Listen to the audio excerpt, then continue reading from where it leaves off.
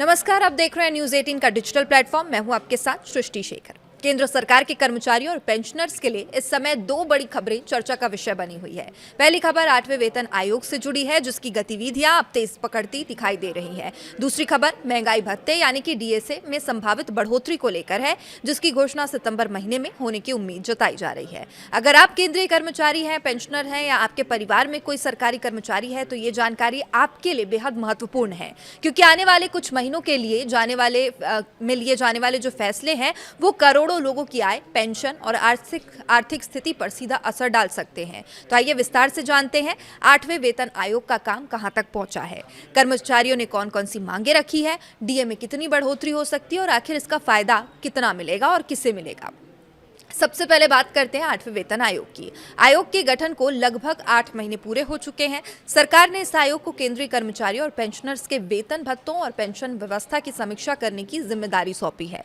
आयोग का अपनी अंतिम सिफारिशें सरकार को सौंपने के लिए 10 महीने का समय और मिला हुआ है। हालांकि आयोग ने अभी तक अपनी अंतिम रिपोर्ट तैयार नहीं की है, लेकिन इसके लिए जरूरी प्रक्रियाएं भी जारी है लगातार। और आयोग देश भर के कर्मचारियों, पेंशनर्स और विभिन्न संगठनों से सुझाव और मांगे जुटा रहा था। इसके लिए 15 जून 2026 को अंतिम तारीख निर्धारित की गई थी, जो अब समाप्त हो चुकी है। इसका मतलब है कि अब आयोग के पास विभिन्न कर्मचारी संगठनों, यूनियंस और हितधारकों द्वारा भेजे गए सुझावों का बड़ा डेटाबेस मौजूद है, जिसके आधार पर आगे की सिफारिशें तैयार की जाएंगी।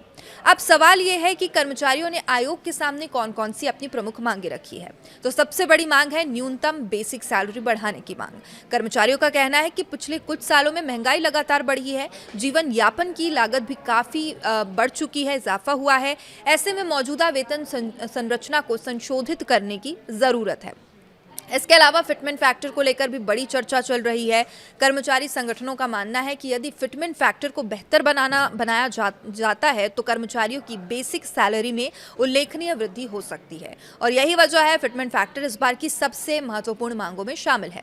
पेंशनर्स ने भी आयोग के सामने अपनी चिंताएं रखी है। उनकी मांग है कि पेंशन व्यवस्था को और मजबूत बनाया जाए, ताकि सेवानिवृत्ति के बाद आर्थिक सुरक्षा सुनिश्चित की जा सके। और एक और बड़ा मुद्दा पुरानी पेंशन योजना यानी कि ओपीएस का है।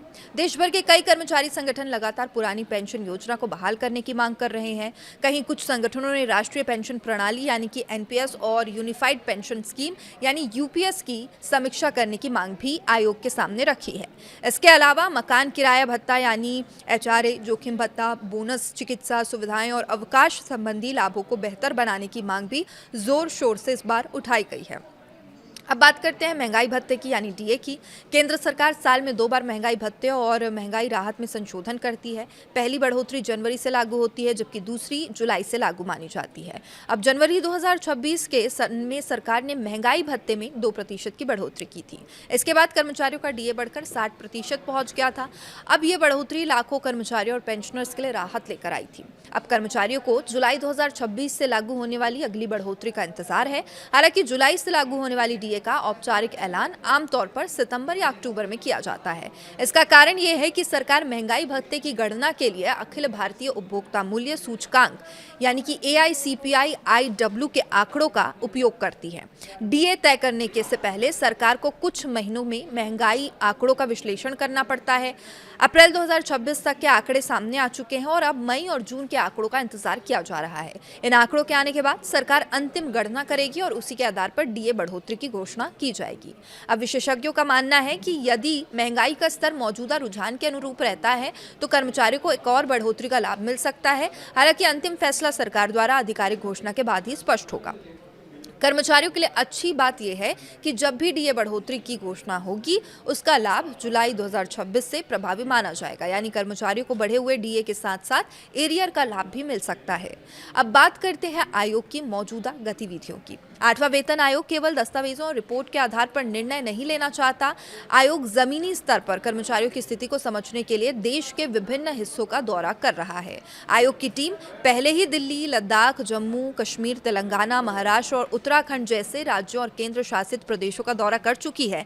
इन दौरों के दौरान आयोग ने कर्मचारियों, अधिकारियों और कर्मचारी संगठनों के प्रतिनिधियों से मुलाकात की थी, उनकी समस्याओं को सुना था, अपेक्षाओं को समझा था।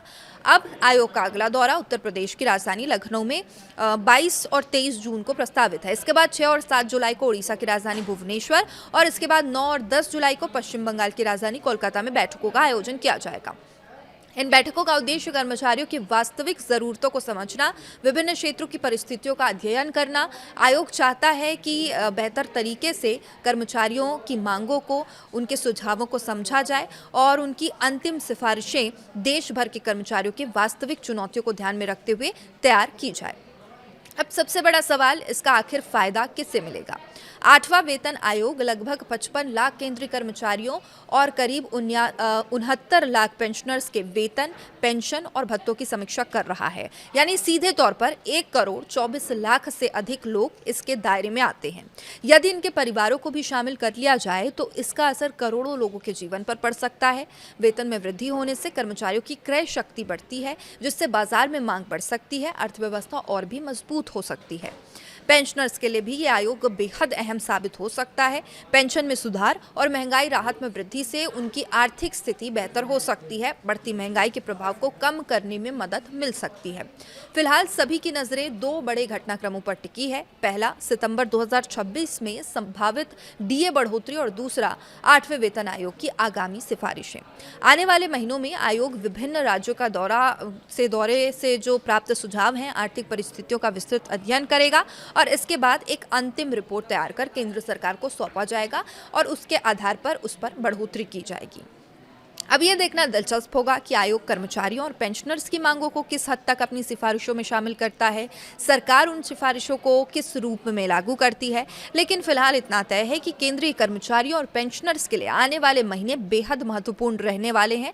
डीए बढ़ोतरी की उम्मीद और 8वें वेतन आयोग की गतिविधियां दोनों ही लाखों परिवारों की आर्थिक योजनाओं को प्रभावित कर सकती है।